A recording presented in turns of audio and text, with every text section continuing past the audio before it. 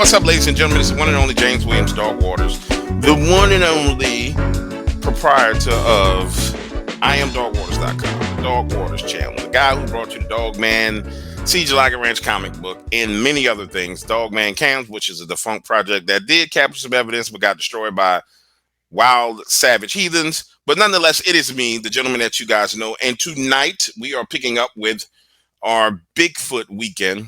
And I have Jimmie Bar with me. And we're going to get into the topic of Bigfoot. But before we go too deep into it, I want to address some things, ladies and gentlemen. If you are listening to this content right now, then you're getting a mixture of interviews and stories. Some of them are funny, some of them are skits, and some of them are real people's encounters. So I want you to understand we're growing by thousands of people per day. And some of you guys are new and some of you guys don't know what to say or how to say. So I'm going to tell you like this. If you don't have nothing positive to say and your fingers get to moving and you want to say something negative, just stop. Just stop, because it's not going to get you anywhere. All I'm going to do is ban you, because I'm not like everybody else. I read the comments, bada bing, bada boom. Hang around, hang in there, listen to the evidence, listen to the interviews, and learn and grow before you open your mouth, because that's how you put your foot in your mouth, baby. And we don't want to see you walking around with one foot hopping around with a foot in your mouth. I just don't want to do it. So with that being said, Jimmie Bar, how you doing, baby? How's life treating you? Life is good, man. I appreciate you having me. Thanks for having me on. Man, awesome sauce, bro. I know your whole life you have been probably out in the streets running with that last name. And I tell you, man, I bet you picked up all kind of women with that kind of last name. If I would have been out drinking with you, bro, I could have done anything. Be like, girl, look at my homie Good Bar over here, Mr. Good Bar. I'd have went off with a last name like Bar, bro, and just using it to, to pick up on bros, man. Yeah. That is a cool last name. Let's start here, bro. Over my time in this field, which is about 8 years now, I've come to the realization that there's two types of people in the cryptid community. There's people who actually came across the subject of cryptids as a young man or a kid. Either they saw one in the woods as a kid or they started watching TV shows as a kid. Or there's people who became an adult and they got fascinated with the topic. And then from there, they kind of ran off and jumped into the field. Now, ladies and gentlemen, granted, I don't know much about Jimmie, so you're going to witness us get to know each other in this conversation. That's the objective of this. Jimmie, where did it start for you as it pertains to the whole Bigfoot cryptid things? Well, I will verify some things with the audience. I literally just met James 8 minutes ago, 7 minutes ago. Yep. Never spoke a word to him before in my life. In fact, I'm going to subscribe to your channel. I've heard of Dark Waters, but I've never subscribed to Dark Waters.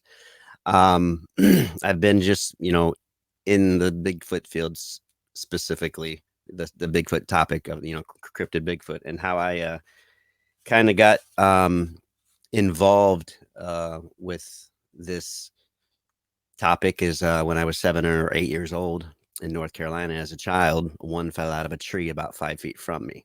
What? Me and my two brothers were there. Actually, my encounter has been reenacted and aired on the travel channels. These Woods Are Haunted, season 2, episode 8, titled "We're Goners." I have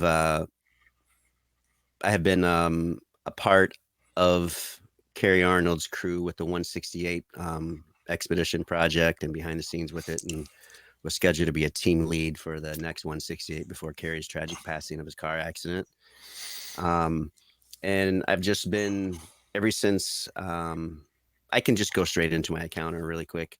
My mom was, she kind of considered herself a gypsy. This is, I'm 50 years old, and this was, roughly 43 years ago. I was 7 or 8. And it wasn't uncommon that we would be at 3, 4, 5 schools a year. We just moved around that much. And my mom was married to a Native American, and he wanted to go back home, which was in North Carolina. And so in North Carolina, that's where we went. We drove all the way from Illinois and in the back of an El Camino. And we went to North Carolina, his home. And they had his brother lived out by the blacktop, but they had kind of just dug up a road, made a sand road back in the woods, and cleared out some trees, and they put a mobile home in there. And my stepfather wasn't really a fan of us. He loved our mom. We were just baggage, me and my two brothers. And both of my brothers, Galen was 2 years older than me. Bobby was 2 years older than him. So we were all 2 years apart. My sister was 2 years younger than me. Um, and So my mom wasn't the greatest of moms. Nowadays, she would probably be in jail, but 42 years ago, things were a lot more accepted. And we had just pulled up after a long, long drive from Illinois in the back of El Camino. And one thing I loved about this El Camino, it's for some reason it made an impression on me, was it was a black El Camino, had some great mag wheels, but the paint job was, I think it was the first time as a child I ever seen a paint job like it. It was just this black metallic sparkly, huge metallic sparkly paint job. It just looked like it was covered in diamonds. And for me as a kid, that was just the coolest thing ever. But we were in the back of El Camino. We rolled up, went down this real sandy lane, back in the woods, and got out. And as soon as jumped over the side and got out, and my feet hit the ground, my stepfather just looked at us and said, "Stay out of the woods. There's a hairy man back there." And he just said it like, "Stay out of the woods. There's a hairy man back there." And for us being 7 or 8, 9 or 10, and 11 or 12, that I had never heard hairy man put together in a sentence. So we all kind of just chuckled, boys laughing at a funny word. And instead of helping carry things in, we are now in a new environment. I was from Central Illinois, where it's beans and corn as far as the eye could see. And so now we're actually in a wooded area. So plus it was, kind of new construction. There were trees knocked over and stuff. So this trailer could be brought down the sandy lane and pulled around and parked. And it didn't even have skirting on it. It was just getting anchored in, and my stepfather was hooking the electricity up that day. When we rolled up, he had to hook that electricity stuff up. And we got out and just started exploring. We're in a new area. As kids, we were just very intrigued about the new environment that we were in. But when he said "hairy man," we just kind of giggled, and he's like, "Well, I told you." Like that was his his demeanor was like, "If you get eaten, it's on you. I could care less. I did my job. I told you." He didn't go into detail of anything. He said, "Just stay out of the woods. There's a hairy man back there." So, we were just running around and whatnot. And then, flash forward about 3 weeks. And if you've ever been, I say this jokingly, blessed enough, excuse me, I've been battling an ailment, upper respiratory infection type of virus for about 5 weeks. If you've ever been in a mobile home, kind of the layout of how it works. And the the front door, it's obviously on the long side. When you're looking at the front of the house, the front of the trailer, the front door to the right, at the very end is where the hitch was, and that was also where my mother and stepfather's bedroom was. But when you walk in the front door, you kind of come into a living room slash dining room slash kitchen. This was only a single wide trailer. And if you walk straight ahead, you hit the wall, veer left, and it's the hallway that goes towards the other end. And down the hallway on the right hand side was the back door leading outside to the back of the trailer. But right inside the back door, to the right at the end of the trailer, was our bedroom. Me and my two brothers shared a bedroom. So we were running around clockwise. So from the hitch to the front to ours to the other end to around the back where the back is, just chasing each other, throwing dirt clogs at each other, hitting each other with sticks. I was usually the punching bag of the group, being the little brother. And there was this yell that it just sounded like a woman, just like it just sounded like she got ripped in half. It just sounded like the worst woman scream. And it was just a quick 1 second yell, just but it was just piercing loud. And we went from, chasing each other and picking on each other to we came together. We came without saying a word. We just huddled together, just like drawn together, like, okay, we need to stick together without saying anything. And, we went around to the left side of the, when you're looking at the front towards our end of the bedroom, our end where the bedroom was. And we kind of went around the trailer and just started working our way back.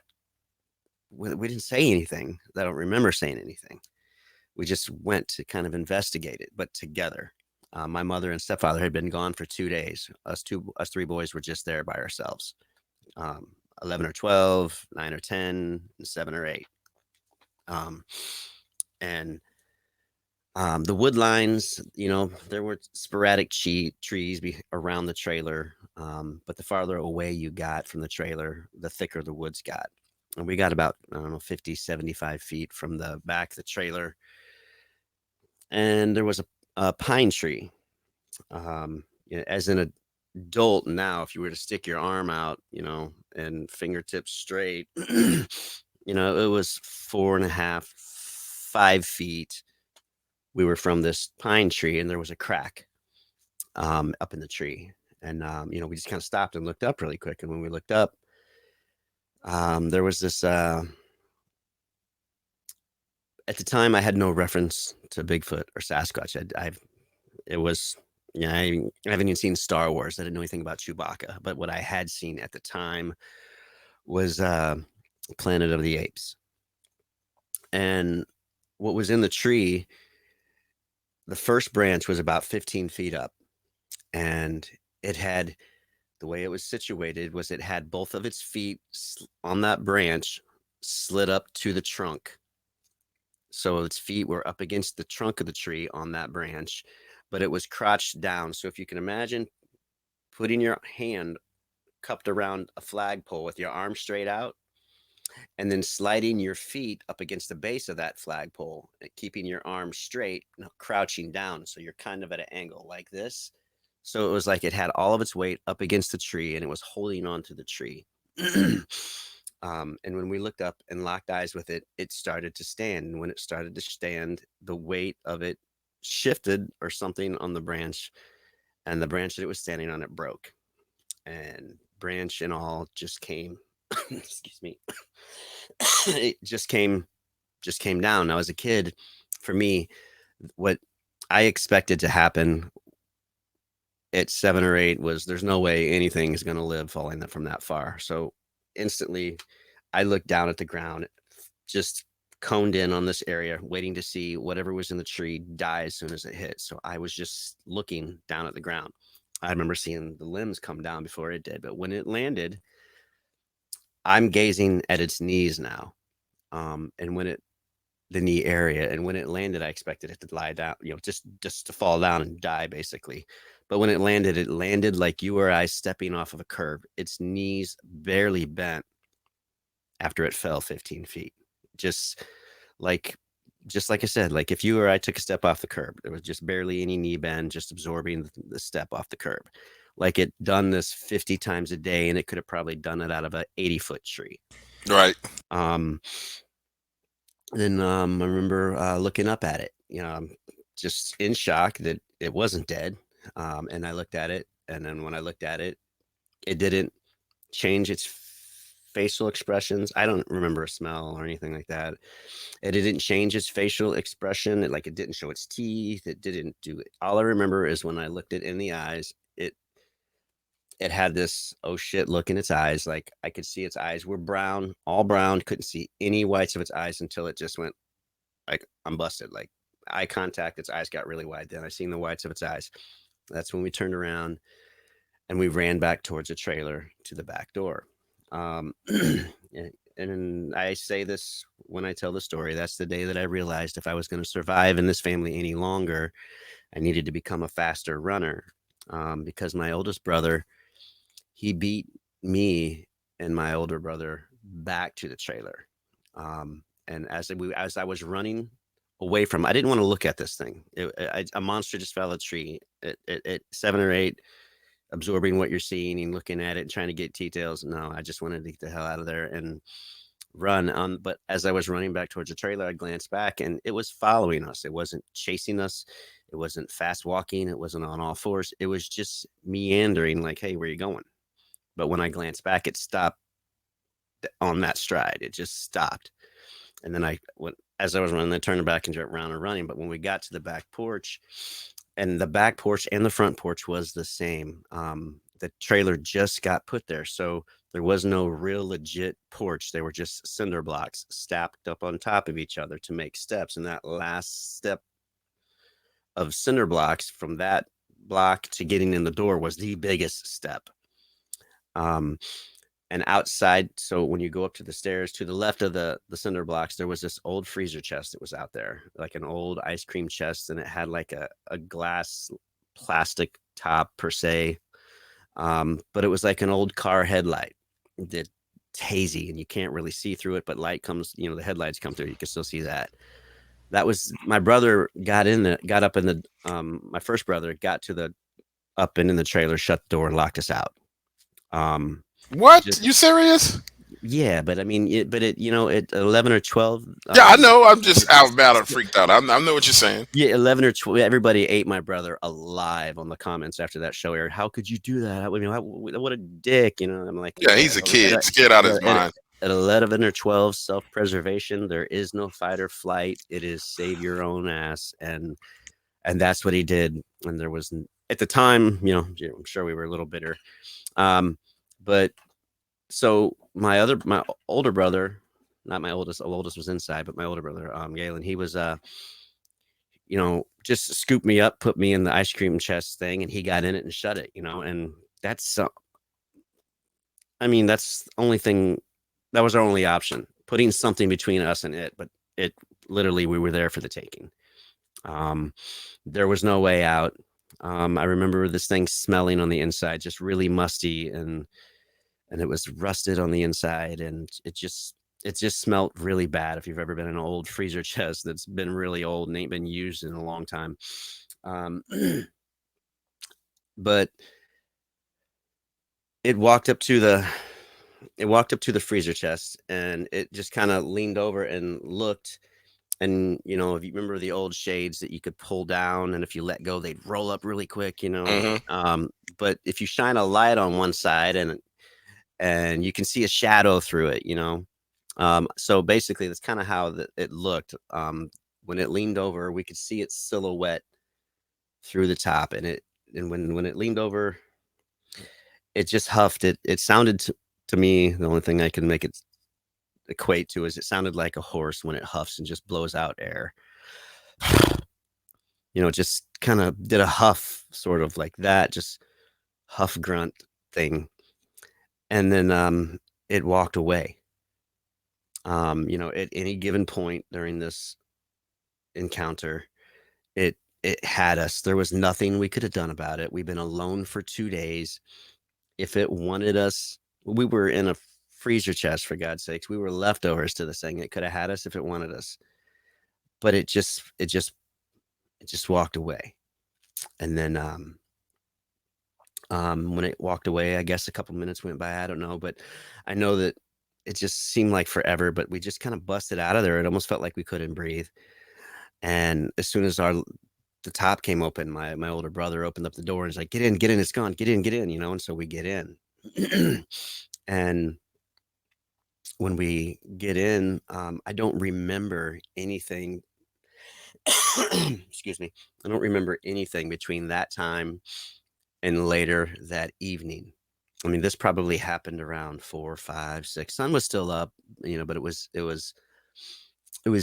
evening, but it wasn't dark. Excuse me. And we, what I remember next is being in our bedroom. So when you walk in the back door, you take immediate right, you take one step and you've ran into our back door, our bedroom door. When you walk in the back door, you take a right, our bedroom is there. And then if you go in, that's the bedroom at the other end of the trailer. We're in at the other end of the trailer. So the layout on that bedroom is when you walk in, if you open the door all the way to the right, the doorknob's going to hit the wall. That wall is where the headboard was to our bed. So if you took 2 or 3 steps, you were going to walk into the side of the bed. To the left, in the middle of the room, is where the foot of the bed was. And then on the other side of the bed, about 2 or 3 steps, was the end of our bedroom. And there was the window at the end of the mobile home. And so we were in there. And for some reason, for the life of me, I don't know why, after what we just, I'll kind of backtrack. The thing that was in the tree, Like I said, I didn't have anything or any reference to go by, but now I do. And if I had to say the best description at the time, I thought Planet of the Apes, but more accurate description is also Planet of the Apes, but one of the newer Planet of the Apes with Caesar in Planet of the Apes. This thing had bubbled mouth like a chimp. It had bubbled mouth like a chimp. I mean, it had even the nose reminded me of a chimp. My stepfather was probably about 5'7".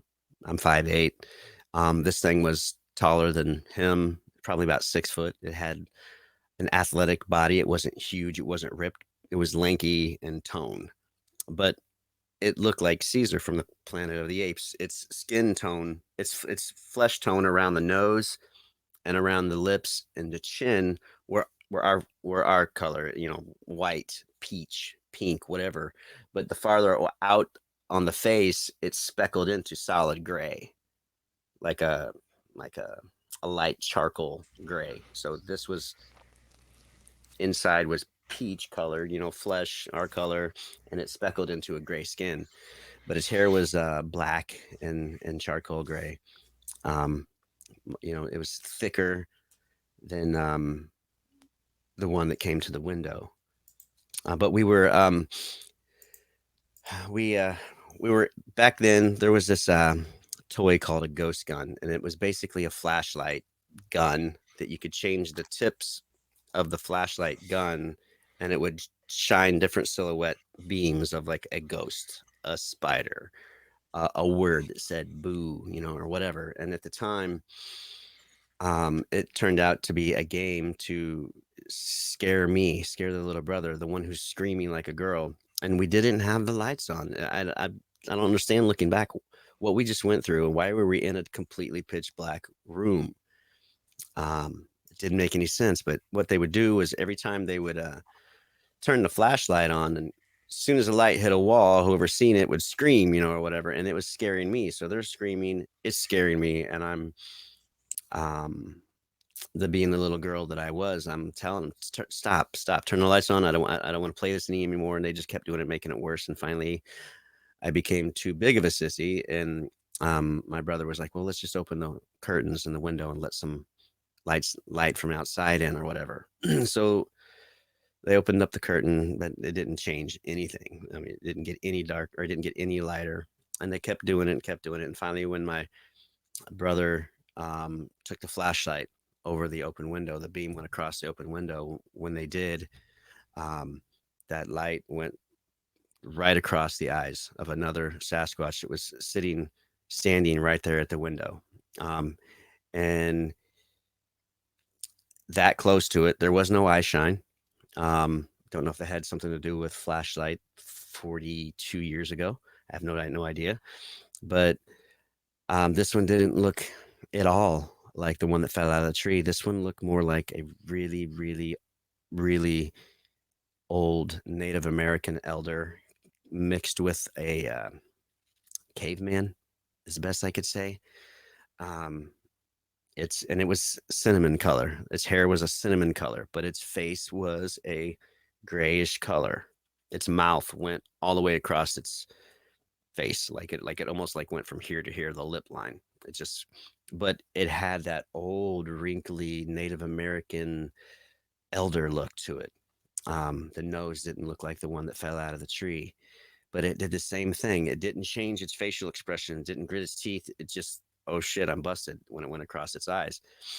And I was 3, 4 feet away from the window from this.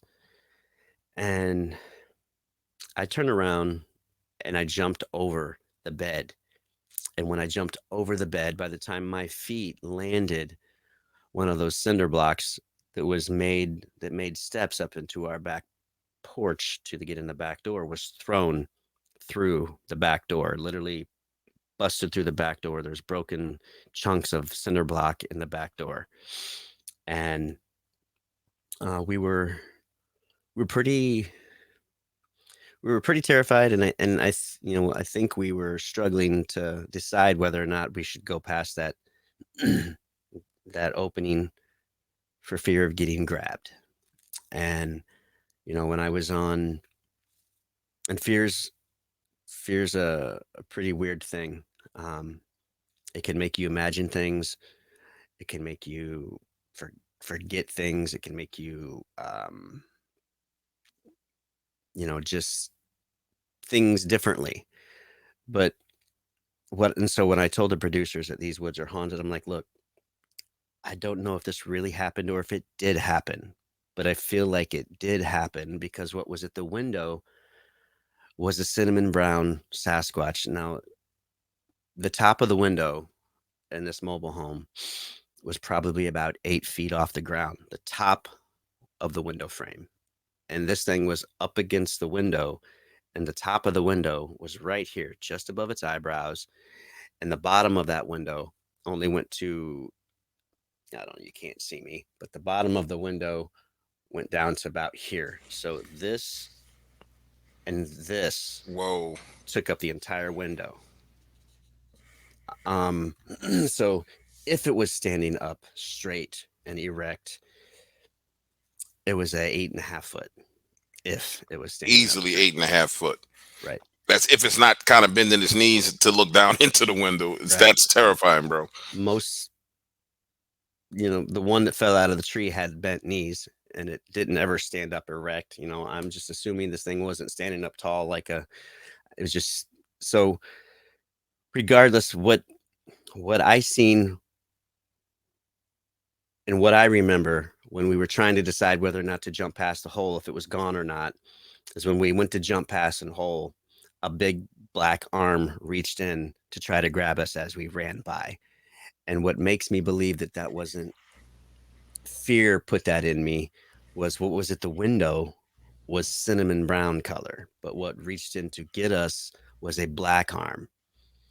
And we ran past that. And again, we ran down the hall. If you run straight down the hall, you're going to run right into the bar that makes the divider for the kitchen and the living room, dining room. And we pulled the couch away from the bar, and we got in between the bar and the couch. And at that spot, nothing could see us from any windows. And we stayed there. And our plan was to stay there until my mom and my stepdad got home.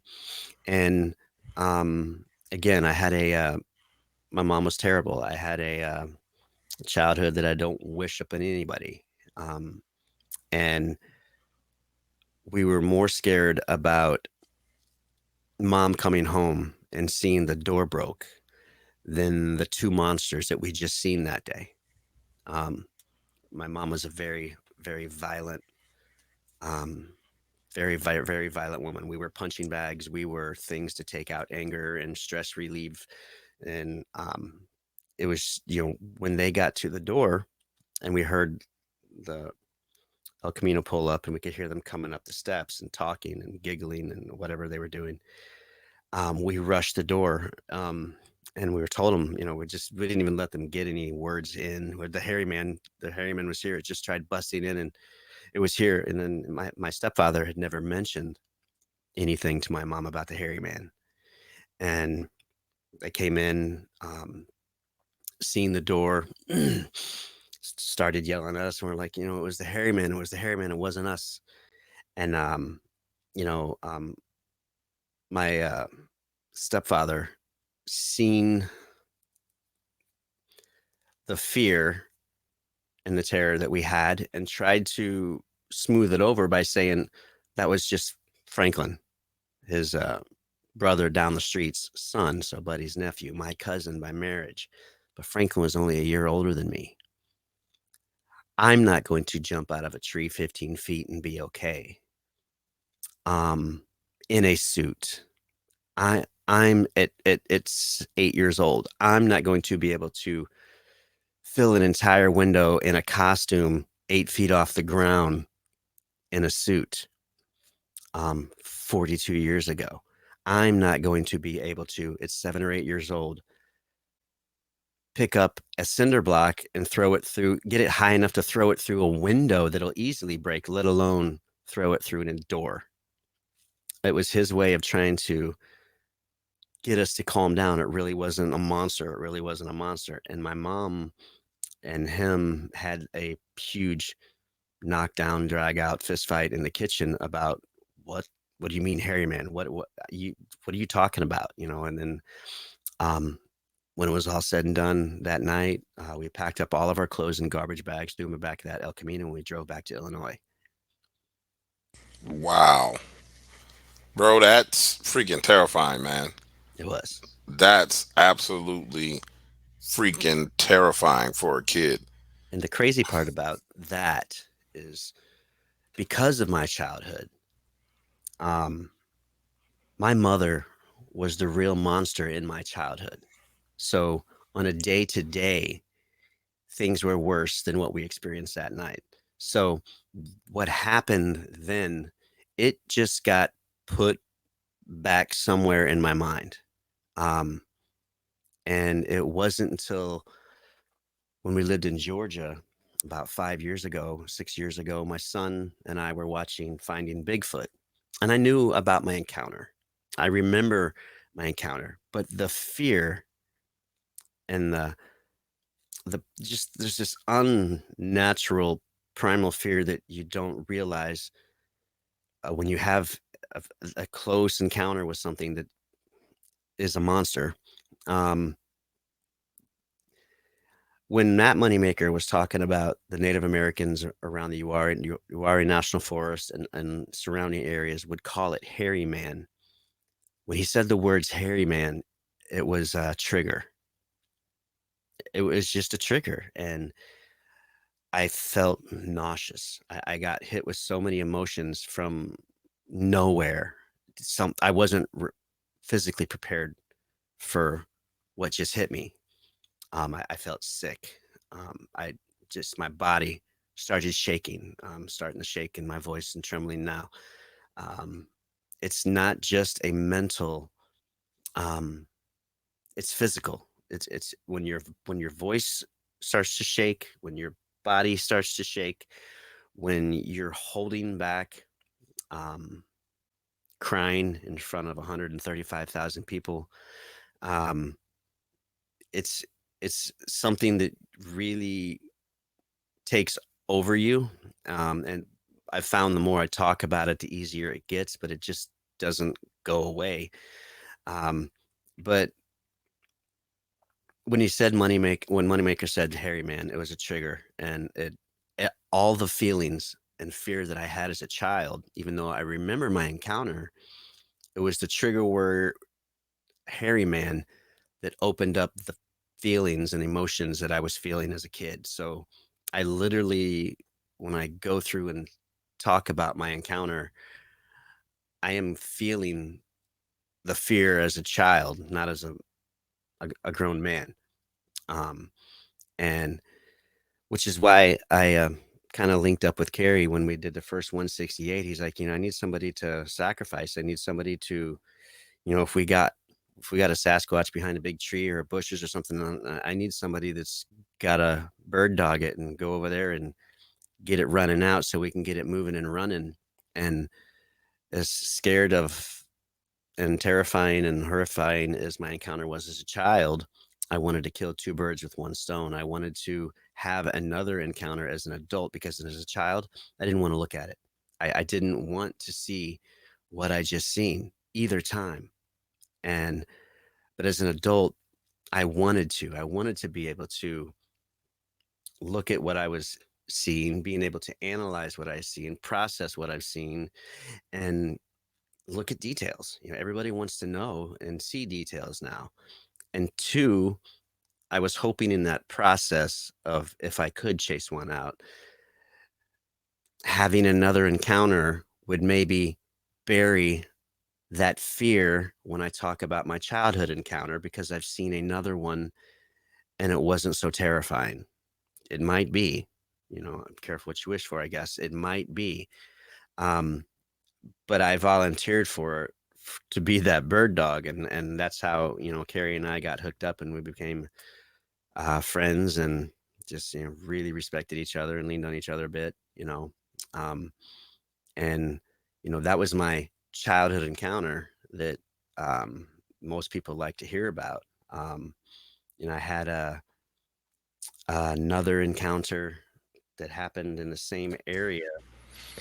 Before you go into that encounter, let me ask you something. Absolutely. I'm gonna Go ahead. change course real quick. Go ahead. How long have you been dealing with this sickness where you breathing like this? Um, my buddy and I went to Ocala National Forest. This coming Saturday will be 5 weeks. And But it came on you after you left the forest? yeah, after I left the forest, I was fine. It was a cold morning, one of the colder mornings we've had. It was, like on the way there, it was like 27. But Ocala National Forest it's a big, big, big forest. It's like 360,000 square acres or something like that. How deep did you guys go in? Well, we go in pretty deep because my buddy Bobby, he's on my team, Bigfoot Forest Giants. We've been best friends for 30 years, bandmates, roommates. Um, you know, you know, we wrote many a song together, sitting in truck stops after, nights out and whatnot. Played out together. Like I said, um, we had gone to we've gone to Ocala National Forest, and he has this Kubota side by side, and we can cover a lot more ground in in in 2 hours than we can in 3 days, and trudging around Ocala National Forest, um, you know, um, but that night on the way, just got back, jumped in the shower, started getting a sore throat, a scratchy throat. Um, Went to bed, woke up the next morning, and my throat felt like I had a cheese grater in my throat. And then it all went downhill from there. I very rarely missed work, and I missed 3 days in a row. Um, Coughing, couldn't hardly breathe, and I'm still dealing with the the respiratory part, the tickle in my chest, um, the fatigue and whatnot. I did the COVID test. And I think it's a virus because everybody in my house ended up getting it. My daughter got it, and she ended up getting strep along with it. And my sons both had, they got diagnosed with sinusitis and bronchitis. And that's just, sinus infections and bronchitis aren't something you can give each other that I'm aware of. No. Unless it's viral. So, and my wife ended up getting it. I got it the worst, but my daughter, she's 3. She's like, it's really hard to explain. My daughter, she wasn't supposed to happen. We were trying to have children for 5 years, and we found out that there was something wrong with my wife's parts, and it wasn't going to happen.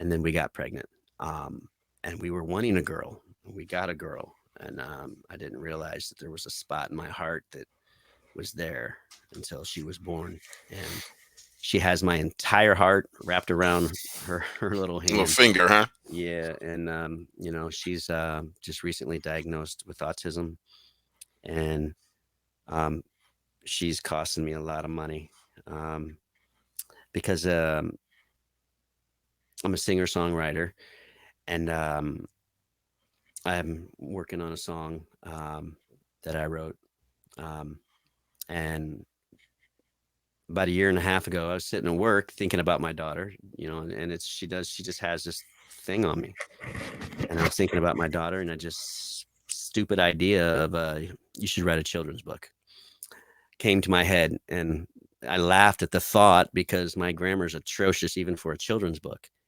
and um, but I did it and finished it that day, and it got published, and it's out in Barnes and Nobles, and it's in Amazon, Amazon and Barnes and Noble website and whatnot. She's costing me a lot of money because she's a lot of inspiration. So all the stuff that she inspires me just by thinking about her. Yeah, well, Obviously children are costs a money. gift from God. Let me ask you one more Mm, question. Did right. you guys did you guys go into a new area that day, or was that someplace you had already been going into multiple times? Um, we had been gone in that area. Well, we've hit the same trails, our hot spots that we have, things that have produced just about every time, whether it be prints, whether it be, tree structures that men aren't making unless there's 5 or 6 of them with some kind of mechanical help. And then you have to ask why. it's more believable to think that Sasquatch did it than 5 men out there with a machine trying to hoax people in the middle of the forest. It's literally more easy to believe that it's made by Sasquatch than that, because that's just stupid.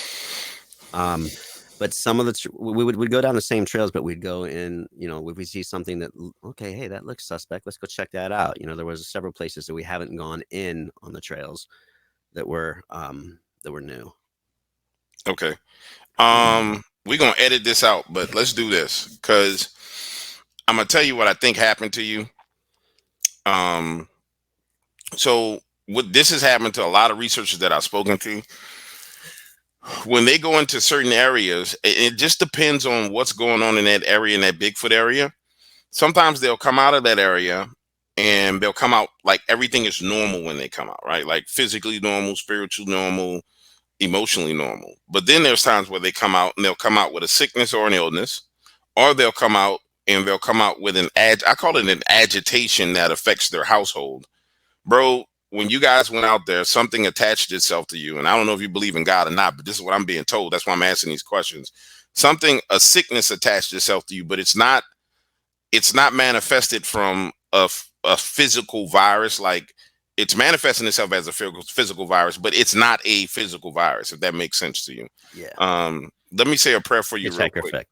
Yeah, let me say a prayer for you real quick, and then we'll edit this out, and then you don't have to. It's up to you, man. You don't have to. Like I said, I want to. This is a part of the work that I do. When Daddy, editing. You don't have to leave this in if you want. You don't have to edit this out. Oh, that's fine. Most gracious Heavenly Father, I come before you today. First of all, thanking you for your Holy Spirit, which speaks to and through me.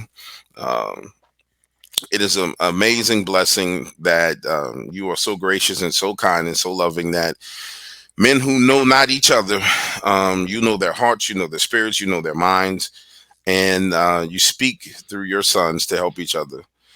Based on what is written in John 1:9, I come before you asking that you forgive my brother of his sins, for your word says that if we confess our sins, you are faithful and just to forgive us of our sins and cleanse us of all unrighteousness.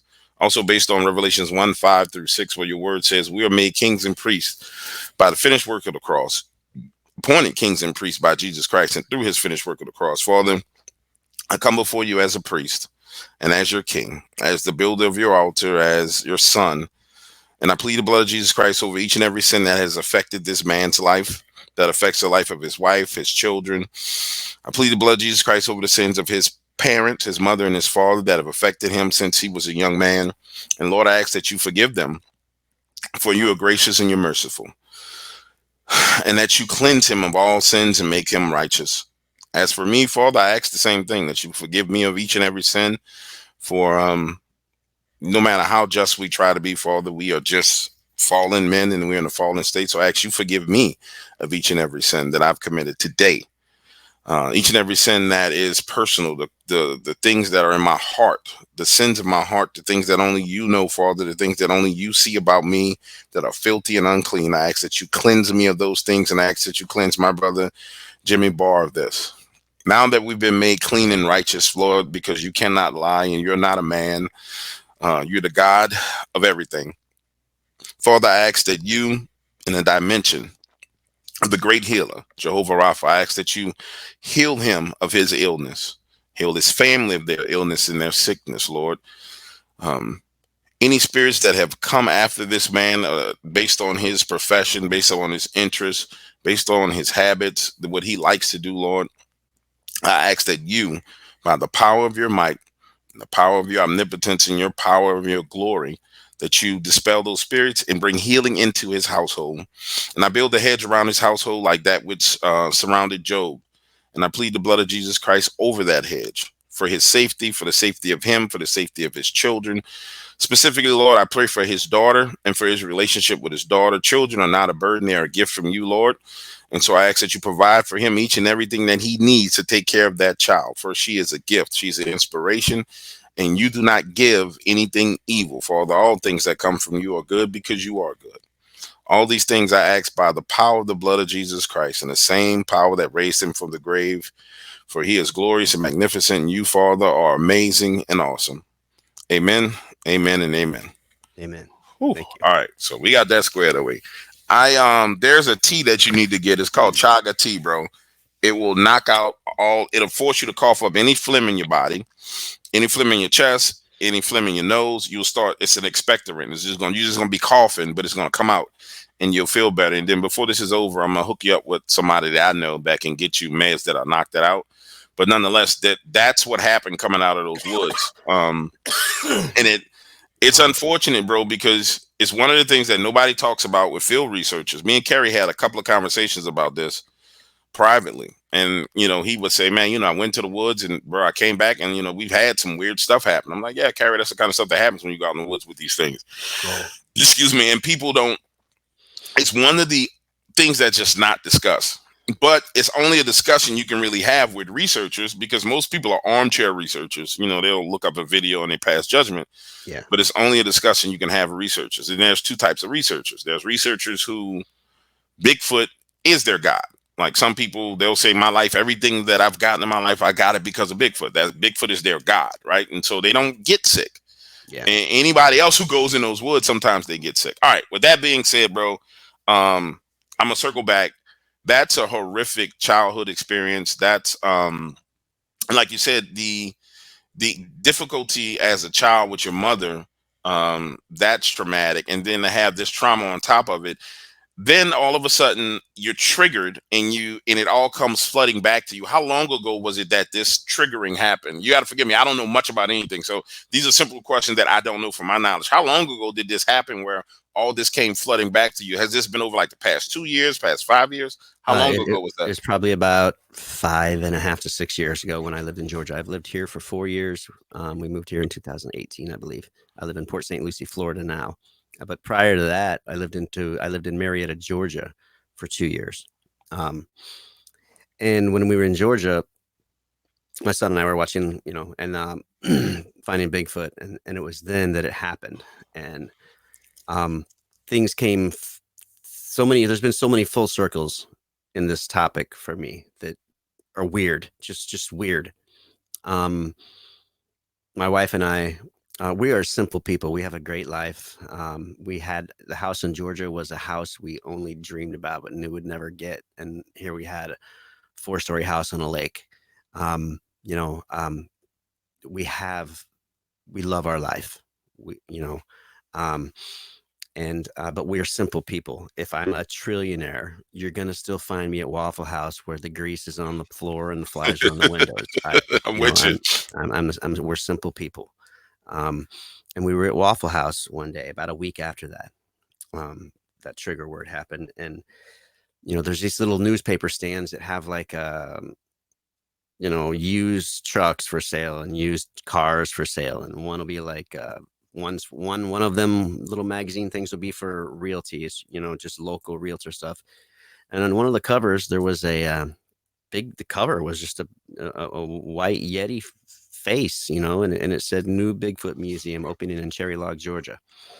And I just had this trigger on me. It consumed me when he said that. It consumed me for a few weeks because I was dealing with these emotions like it just happened right then and there. And I told my wife, I'm like, I'm going to this. Try and stop me.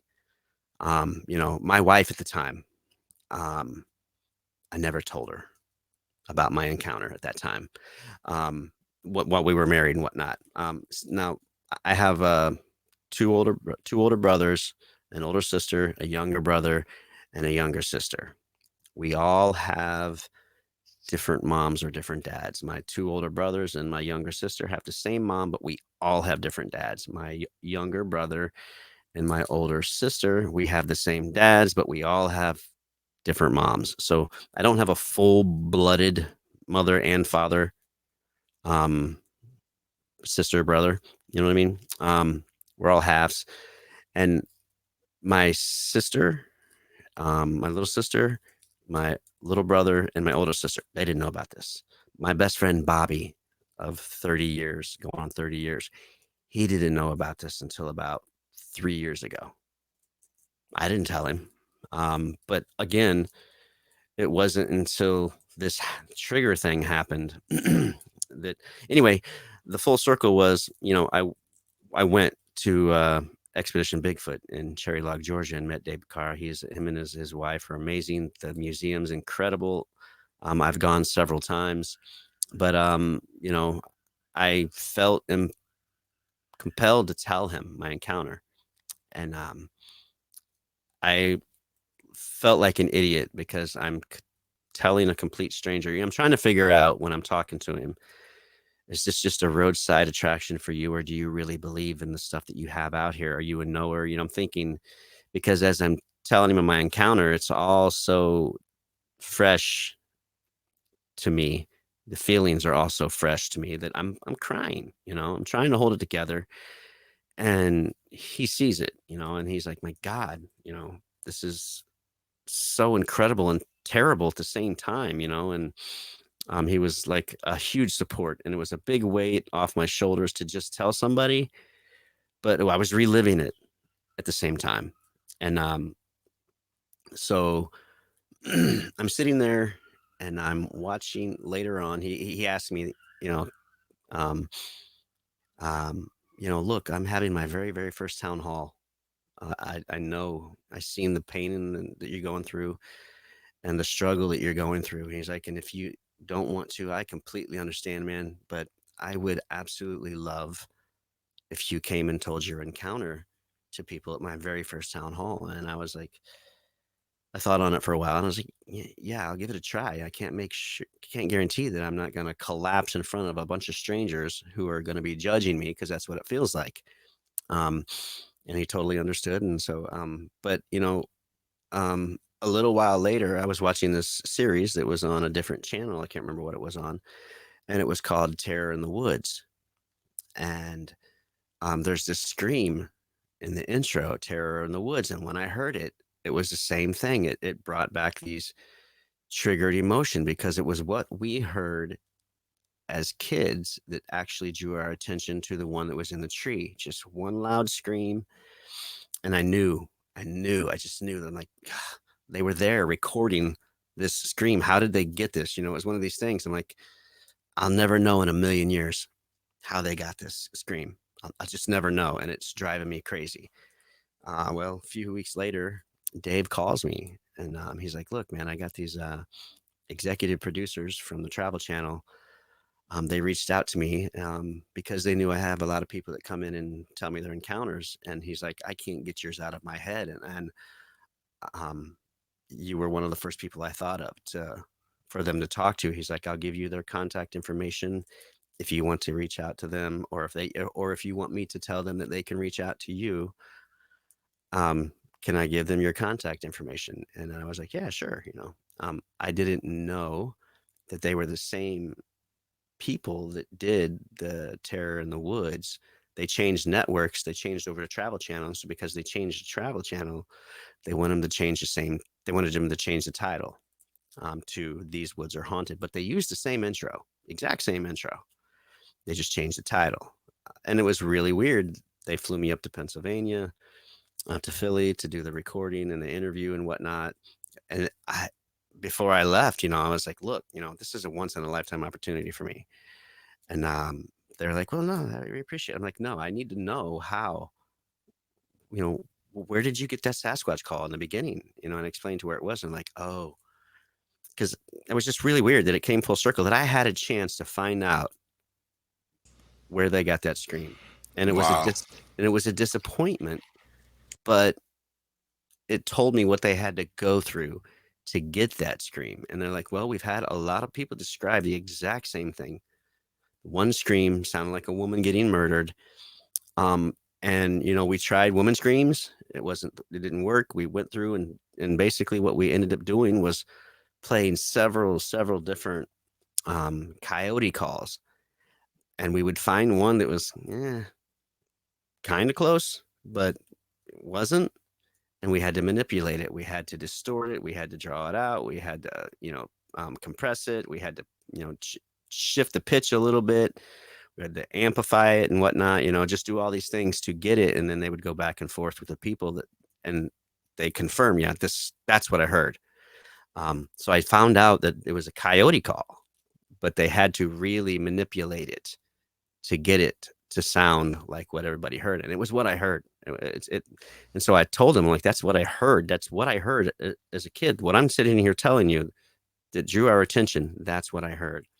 And then the guy interviewing me looked at the sound guy and the sound engineer. He's like, well, then, we really need to consider using that for the show. I'm like, that'd be amazing, because that's what I freaking heard.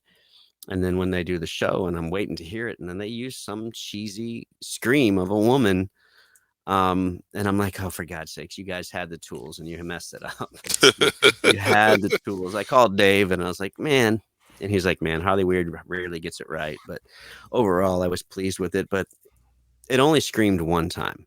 The thing that screamed at us in the trees that looked like Caesar from the Planet of the Apes, it screamed once.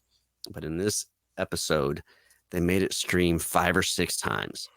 And in this episode, the one that showed up at the window, they made it sound like the first one came back. I guess a second Sasquatch suit wasn't in the budget. So, they just, and they asked me to change the detail of the truck, because I described to them exactly what I described to everybody else. This thing we drove in was a black El Camino with just diamond metallic paint. And they're like, we're never going to find that. If you could just change that as the back of a pickup truck, we can get an old pickup truck, but we're never going to find get that El Camino. But you know what, Jimmy? I'm going to tell you, that circles to one of the conversations that I had the other day with a gentleman. Excuse me.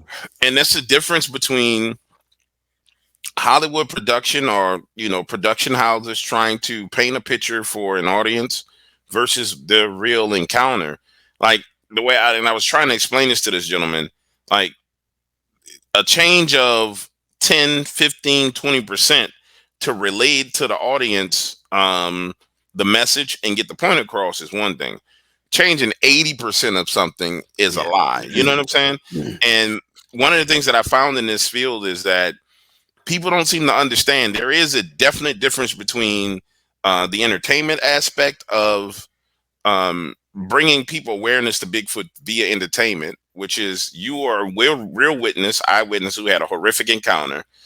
When you tell it yourself, you get all the fine details, you hear the emotion, you're not lying because you can hear it. You can see it in your eyes that you're not lying. But when that transfers over to where it needs to get out to 1 million, 2 million people, there are things that are going to have to change in order for that to happen. And like I was telling a gentleman the other night, bro, the only way you don't make those changes is if you have the money, you have the budget, and you have the clout to do that. And it's one of those things. I've seen a couple other guys who were on shows and they gave their eyewitness encounters, and it was almost as if people made them defend their encounter. Like, well, that's not what you said over here, and that's not what I saw on a TV show. And the truth of the matter is, anyone with common sense, and if the audience doesn't have that, then let me help you guys understand. Like, anytime you hand something over to a production house, they're going to make changes to it because they have to monetize it. And that monetization takes precedent over, because it's an investment, it takes precedent over other things. Like my friend Blue down in Florida, who has the best Dogman footage there is. He's only 20 minutes from me. He's in Fort Pierce. You're right, Blue. When Blue went on the TV shows, they were telling him, well, and we need you to say this, we need you to say that. And he calls me, he's like, James, I got a question. I was like, what's up, homie? Well, they're going to pay me this amount of money, but they want me to say this. I said, how far is that away from the truth? I said, give me a percentage. Maybe about 10% away.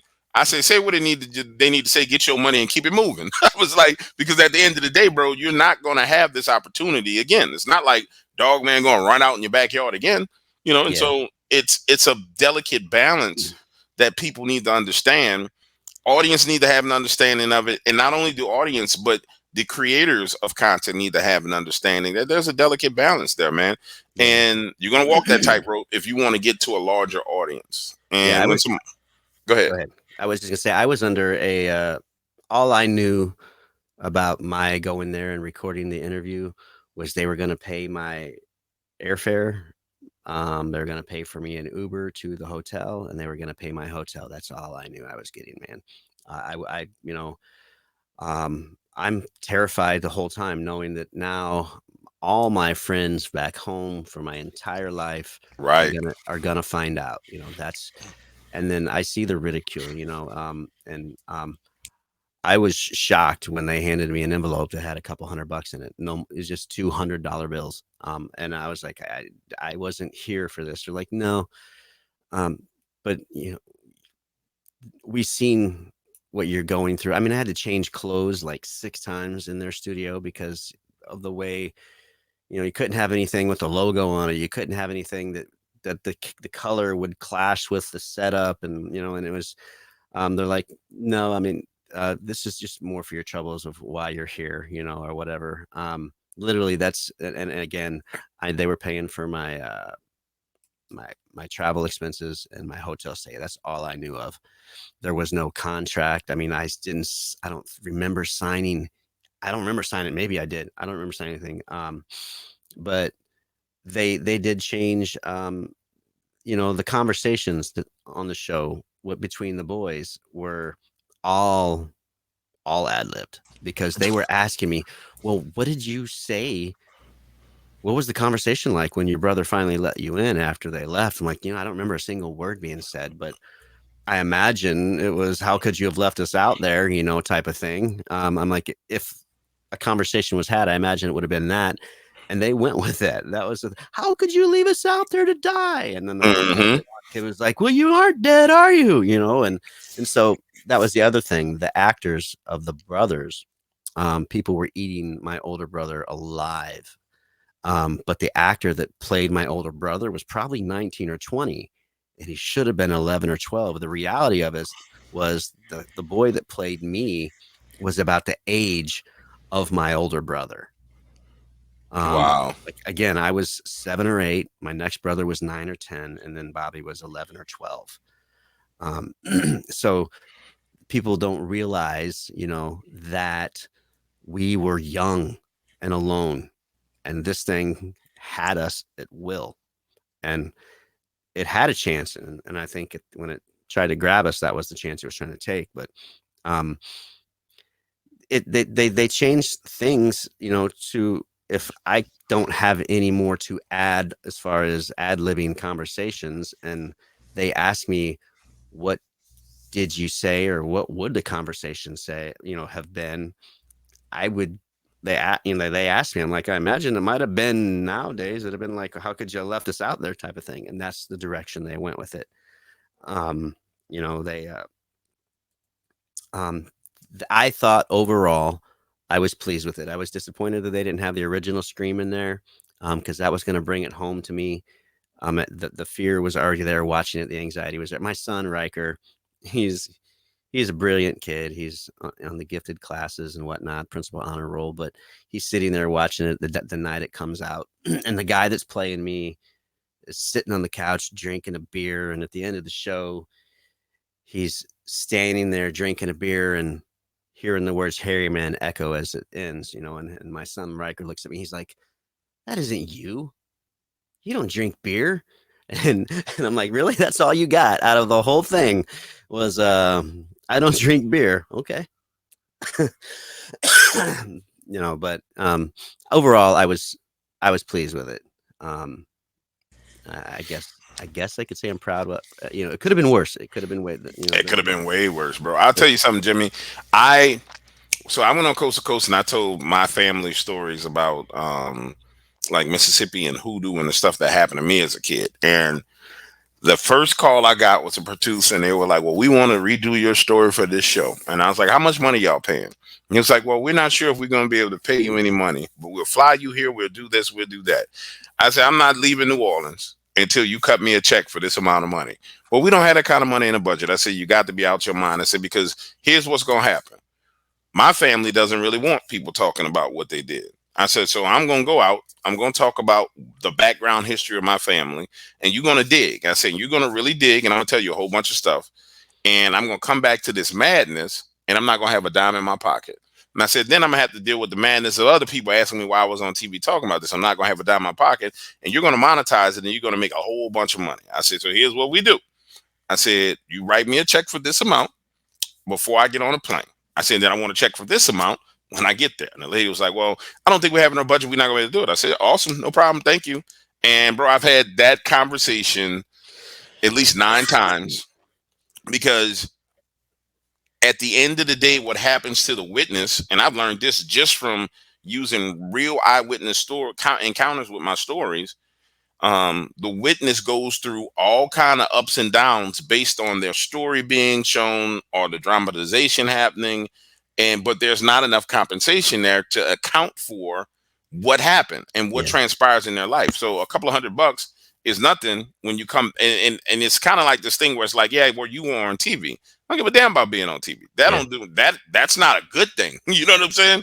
A lot of It's people not. been on TV on cops. Yeah, it's not a good thing at all. And that's what Right. happened to Blue. Like Blue, man, it went crazy for that little dude. And if it wasn't for the fact that he was a ghetto dude that kept a 38 on him at all points in times, Blue would have caught all kind of hell. But he's just a hood dude. So he's like, nah, y'all not gonna play with me like this. But Yeah. it was one of those things to where when we negotiated for him, I was like, nah, bro, that's not enough money. Tell him more. He was like, Jay, I said, tell him more. And he got the money that he needed. And now he did the show and now it's tapered off. And the only time he gets more attention is when like I promote his interview again. And people are like, oh my God, da da da da. New people see it. But it's one of those things to where, and that's where us in this field, like creators and YouTubers and because the real witnesses always come through us and go to that, they transition to like a Hollywood platform. Yeah. It's a part of educating that person as they transition to, and somebody taps into you as a resource. Say, hey man, I know you met this guy. We want to interview him for a show. Okay, you need to coach that dude and tell him, hey bro, this is what's gonna happen. They're gonna fly you up there, they're gonna pay for this, they might give you some food, you're gonna be there for 4 or 5 hours. They're gonna put you through all this stuff. You need to get paid. Because when you come back home and they air the episode, everybody that didn't know is now gonna know. And there's gonna be people passing opinions on you and your family that, you know, it needs to be worth your time. So that's Yeah. one of the things that I pride myself on doing. I think everybody should do it for Yeah. their witnesses, man, because if you don't, you're just setting people up for trouble. Yeah. I You really, really actually are.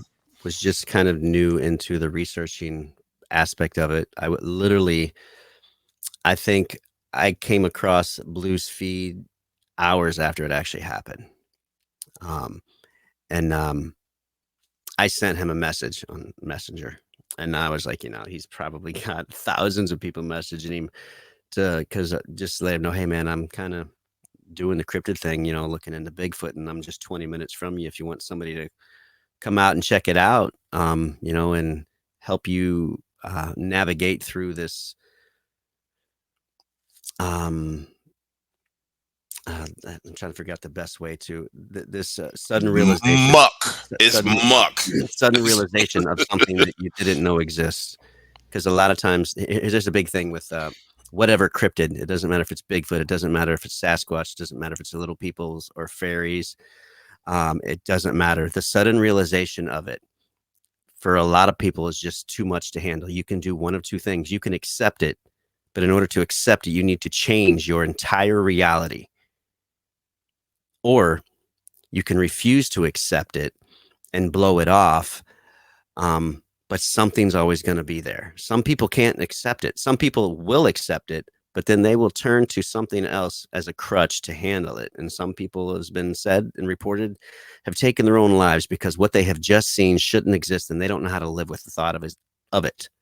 And so the sudden realization of it was something I was trying to reach out to him. I'm like, and be able, I wanted to be able to reach out to him and say, look, you know, what you just saw is stupid. Nobody should have to see without being aware. And that was Carrie Arnold's big push, awareness. And that's why I was on board with that as well. I was kind of trying to reach out to him to help him realize he's not crazy. Go out there, see if I could find some evidence for him to say, look, you know, you know what you saw, but here's more validation. You know, he was not wanting to go out that back door again.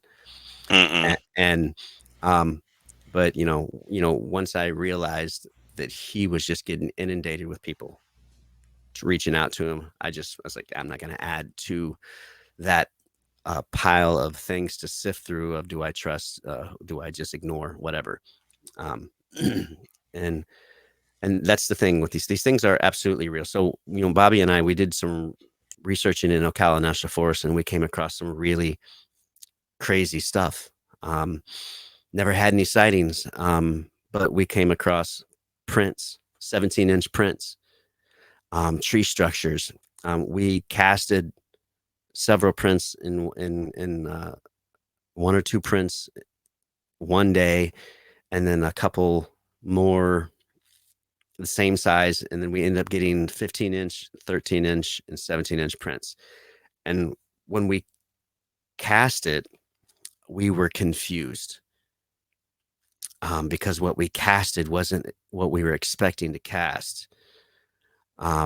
People know what a genuine, well, this is a Dogman show, but people in the Sasquatch community know what more or less a Bigfoot print is supposed to look like, right? And so when we casted this, we weren't sure we were dealing with a Bigfoot or a Sasquatch, because this is what we casted. Yeah, that don't look like no damn Bigfoot, bro. 17-inch, three-toed. We got 15-inch and 13-inch, three toes. Look at this toe right here. Mm-hmm. It looks like a big toe. They've all got this hump characteristic right here. This was our very first cast. So I got to line up. So this right here is overpour. So the foot is actually, shaped like that. Damn it, this camera's backwards. Wow. This is 17-inch, 10 inches across the toes, 7 inches across the heel. And this was in the Ocala National Forest. We weren't sure we wanted to show people. We're new into the research of Sasquatch. And this is what we got. Damn it. There we go. Yeah, bro, that's huge. So we found all kinds of structures that weren't man-made. You can't go out into a forest like Ocala National Forest. It's pine and scrub oak, and with hundreds of years of leaf litter and pine needles and twigs and pine cones and sticks. You can't jam your finger in the ground to your first knuckle, let alone a tree that's that big around 8 inches into the ground. And there are these X structures and other TP structures that trees were just stabbed into the ground. And what we would do when we find these things stabbed into the ground is the first thing we would do is we look up to make sure a top of a tree hasn't broken off and then fell and then just landed. Right. When you find no tops of trees missing, and what's stabbed into the ground is a tree, and you have 17-inch three-toed prints that lead up to the base of the X on the right side. This print track went up to the base of this X, stopped on the right side, and then it pivoted and went to the left in front of the X and walked around the back of the X dead center and then walked away from the X, and then the prints disappeared. When everything else in its path was destroyed, tree breaks 3-4 feet off the ground, it looked like two transformers were in the woods having a fight. This entire area was just trashed. And in this area where we find all of these prints and the tree structures, there's so much destruction. The area was trashed with a lot of hog activity as well. The ground just tore up. But outside of this destruction and the structures, you can't find a hog print.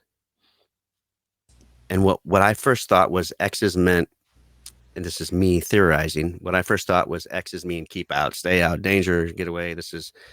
But then, you wouldn't put a keep out sign on your front door.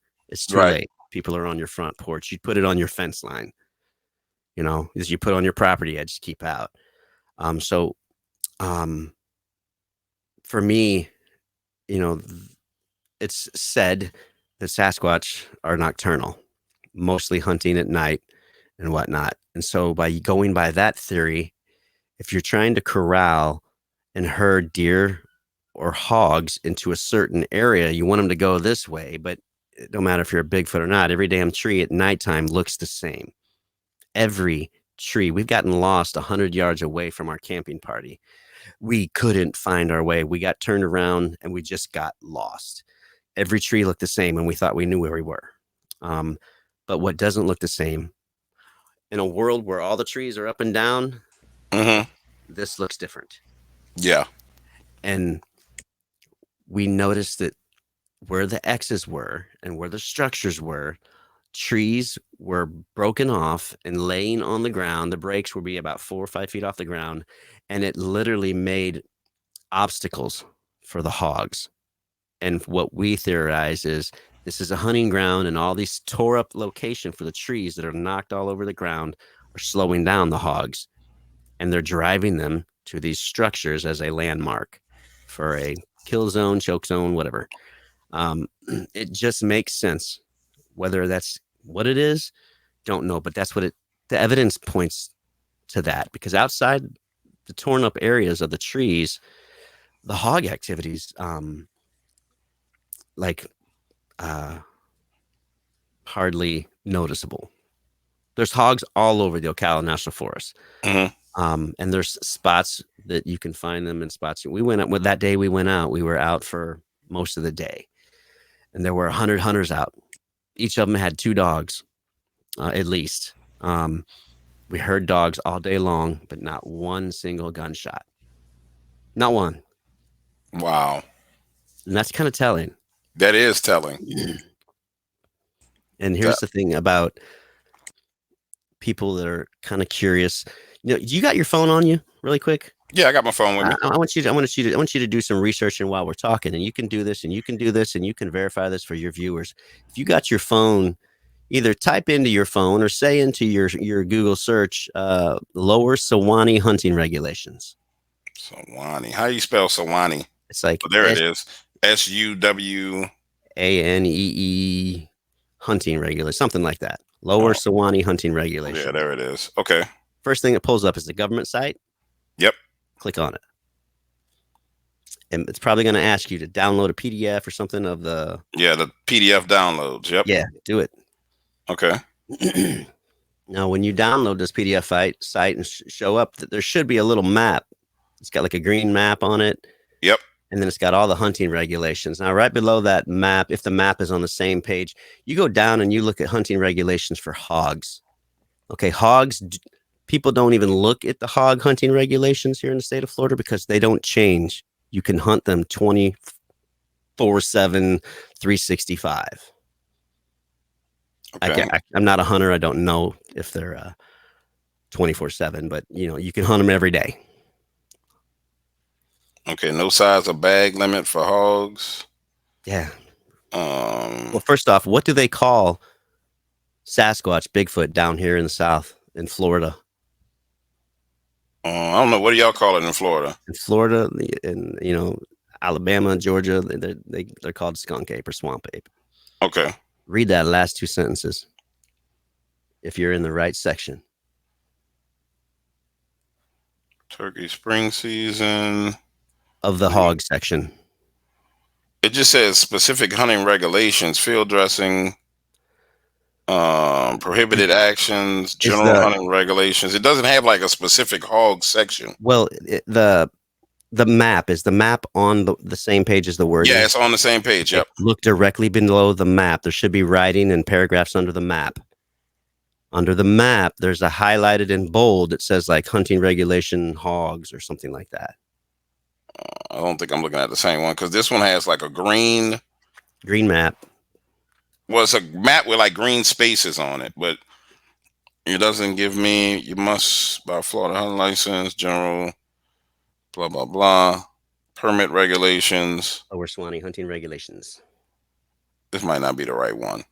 Well, let me go back. I just lost it. You ain't gonna be able to see that because it's Lower Sewanee hunts. This might be the wrong thing. Let me see. So I don't know if you see that. That's what it says right there. Lower Sewanee National Wildlife Refuge hunting regulations. I'll tell you what we're gonna do. We're gonna pull it up on the screen right now. Hold on. Let me look it up. Lower So the Florida government knows about these things because in the last sentence of that paragraph, it says in the hog section, a section that you don't need to look at because it doesn't change. There are no taking of swamp or skunk apes. Oh no, we about to pull this up. Hold on. Share screen. Window. Brave tab. Boom. Boom. All right. So you should see that on my screen. Here it is. Lower Swanee Hunt and Fish Regs. Go down 3. Go down to the third one. Okay, let's go down That's this. the right map. Go down to the third one now. The brochure. Yeah. Is it the? This is the one. Can you see it? Mine doesn't have the red on it, but Yours has the green on it. yeah, mine's got the green map. No, that's the one I had before. Hold on, we're about to find it. This is, I think it's on this one. This is the one with the green on it. Yeah. All right, boom. What, all right. What are you using for browser? This is Brave. Okay, see it. I've somebody else tried it. See, that's the same map. Prohibited from trees, metal objects. You know what? Let's just. I know how to do this. I mean, act like I had some sense. Control F will allow me to search the document, and let's look up skunk. SKUNK. There it is. Here it is over here. Let me zoom in so people can see it. And there it is. Shoot them all. Take hogs during any season except for spring, turkey, and waterfowl. In designated archery only areas, see map. Only bows and crossbows allowed. Coyotes may be taken during archery, muzzle-loaded, general gun, and family hunt. There are no taking swamp or skunk apes. Holy shit. That's covering their ass. Holy shit. That is right there. Okay, that's a government site, right? We can verify that. That's a government. I just downloaded it from a government site. It's exactly fws.gov. Right. So there's been a soft release on this stuff, but nobody's paying attention to that soft release stuff. So in 1977 and 1978, the Florida House of Representatives put a bill up, and it is called the HB 58, and it is a and the representative at the time was Knuckles, Muckolls, and they were passing and amending a bill, and I will read this. It's called the HB 58. I imagine it stands for House Bill.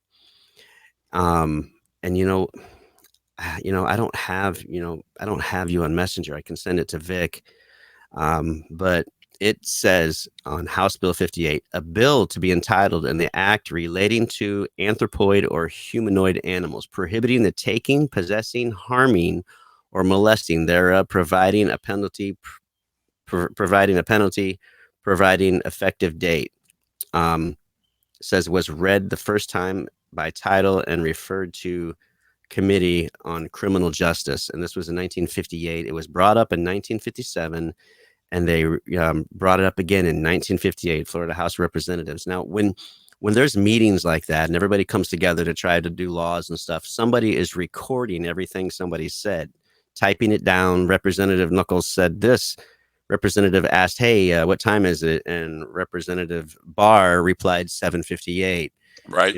So I have the notes from that. That's crazy. Where they talk about now, they're going back and forth of is this thing only been cited in so and so county? No, they have been cited in other counties and this area and that area. And then Representative so and so is like, I am presenting a letter from the Louisiana governor, and starts reading the letter. For those of you who don't believe and are having trouble believing that these things are existing, I can assure you they exist. And here are some pictures. So the Louisiana government sent in a letter and pictures to help them believe to pass that law. I have the copies of that stuff. That's crazy, dude. It's there if you look. It's not easy to find, but it's there if you look. I can send that stuff to you. It's kind of boring and it's exciting at the same time because they start talking about Sasquatch and Bigfoot and calling it the names, and and they even wanted to change the amendment that they talk about in here is well, we need to put in there that the police are protected if they have to shoot one. We don't want other people shooting them, but if the police have to shoot one, they're protected. We need to put in an amendment in there that people can't profit, I guess, financially off of them. So, getting the body and exposing it and selling it to the highest bidder, okay, you're done. It's no longer your property. It's against the law. You can't do it. It's out there. There's soft releases out there. I don't know. There's 30 something states out there that have laws against shooting some unidentified animal. It's against the law. You can't do it. And so it's out there. These things are real. And I know they're real. I had a conversation with MK Davis and Chris Reinhardt a couple of weeks ago about, the Patterson Gimlin film is all we got. That people think that's all we have, and it's really not. There's thousands of eyewitnesses, thousands of cast prints, thousands of audio, but if we just go by the Patterson Gimlin film, for me, it's irrelevant. It's absolutely irrelevant because what fell out of the tree 5 feet from me, I don't care about the Patterson Gimlin. I don't need a shaky video to tell me that it could or could not be real. It's irrelevant to me. It's always been irrelevant to me.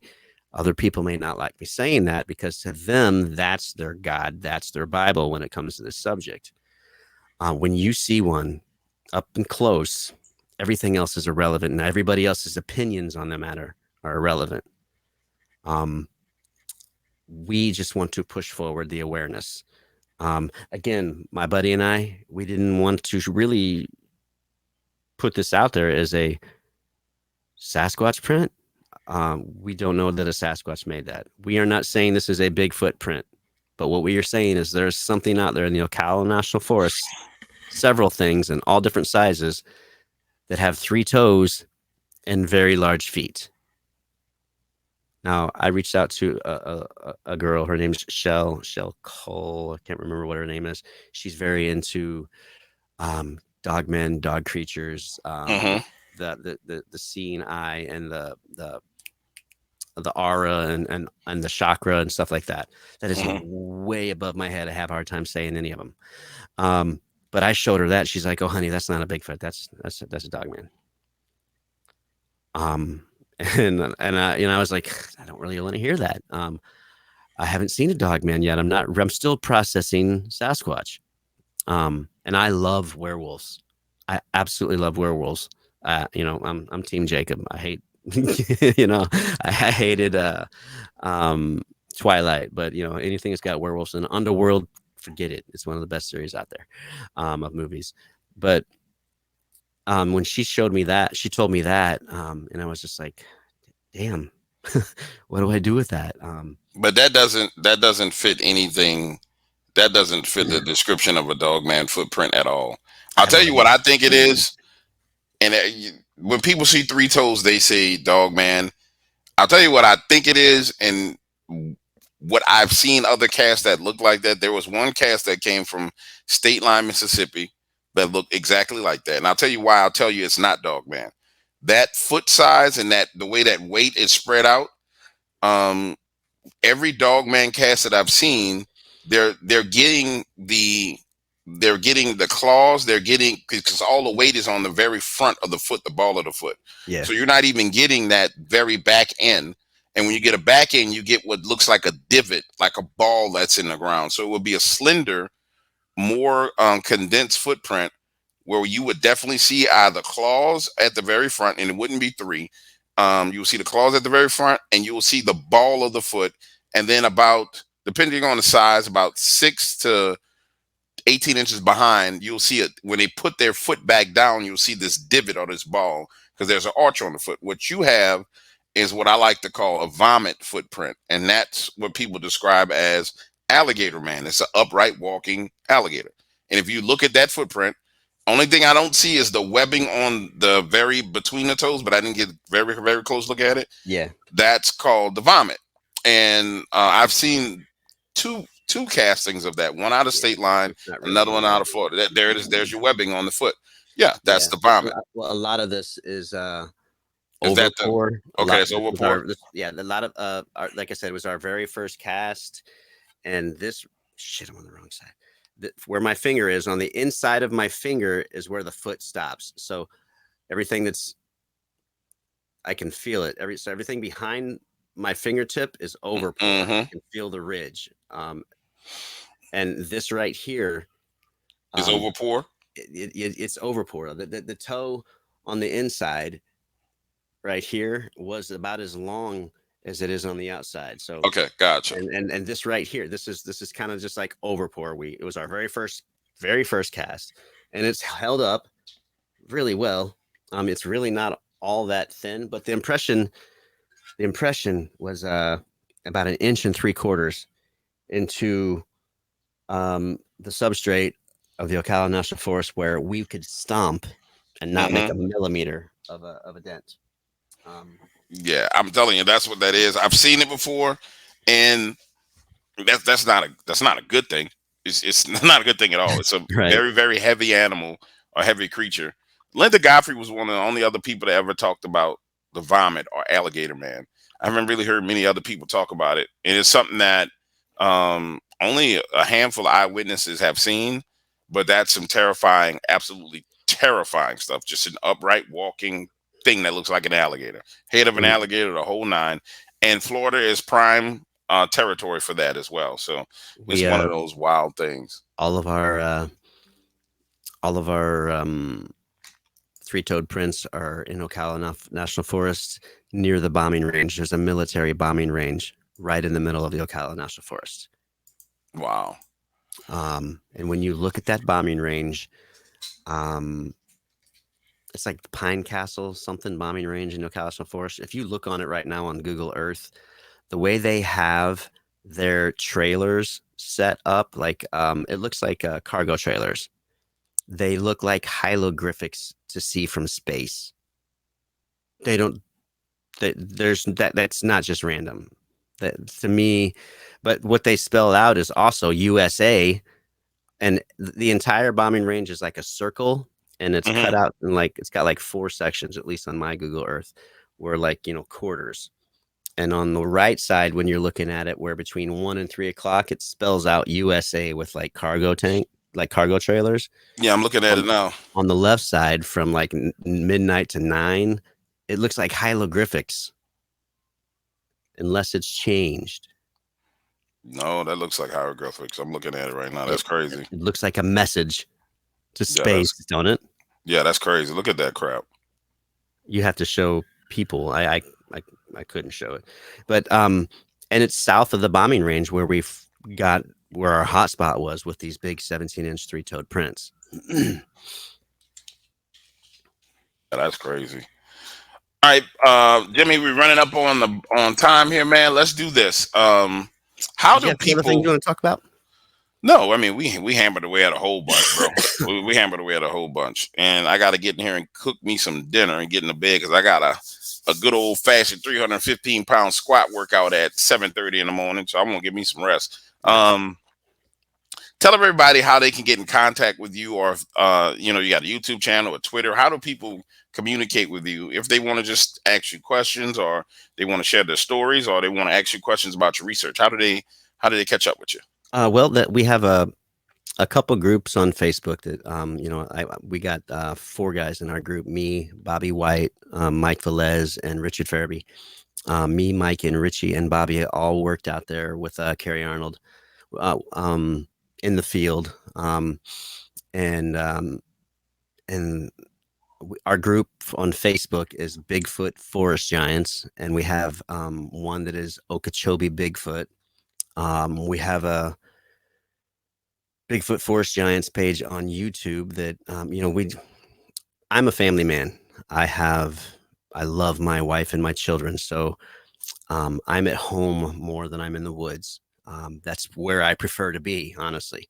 Like I said, I love my wife and my children more than life itself. And so I'm one of the rare guys that would rather spend time with his wife than his friends.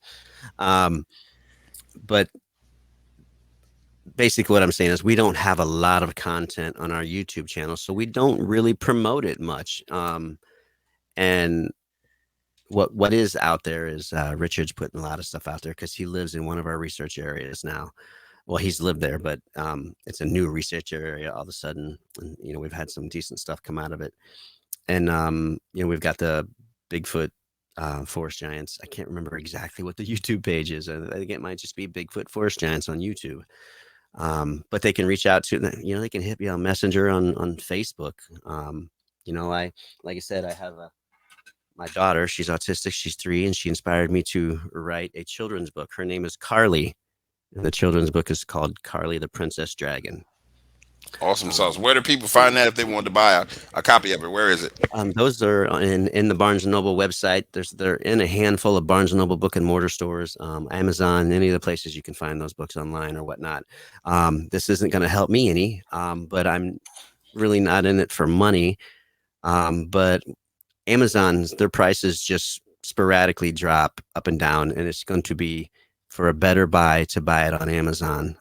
Just a week ago, copies were $8 and they're supposed to be $24.99. So if anybody wants to purchase them at a really good price, go to Amazon. I looked this morning and they were back up to $18 for the hard copy, and the soft copy, the paperback is like $5 or something on Amazon, and it's regularly like $14.99. But the paperback it just don't feel like a book when it's in your hand.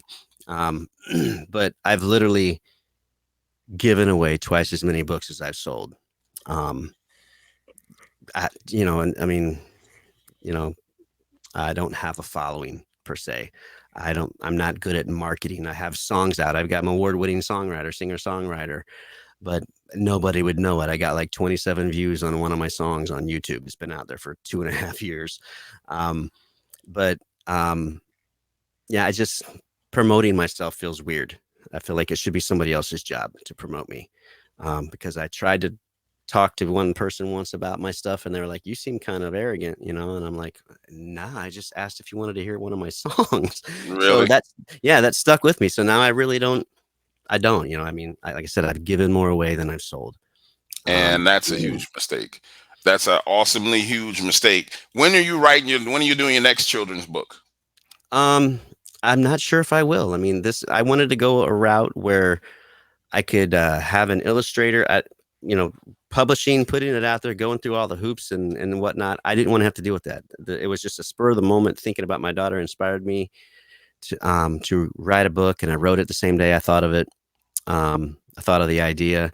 So I went to Fulton Books, and there people call it vanity publishing. I don't call it vanity publishing. They give you 25 different illustrators to use. They don't go through the next step until you're happy with each step. And then when it's all said and done, you've had complete control over it. You just have to pay for it. And that book cost me about $4,000 to put out. And I've gotten a royalty check of about $300. That's why you got to promote it. What it is, with family and friends, everybody wants one for free. Nobody wants to promote it. Same thing with my music. And when I tell people, they're like, "Well, why don't you promote your stuff?" I'm like, do you support me? Yeah, but I don't have the money. You don't have to have the money. Just copy a link and paste it on one of your social media platforms. It's taking you 5 seconds, and you're not spending a dime. You're getting word of mouth. My daughter's autistic. My time is so limited. I just don't have it.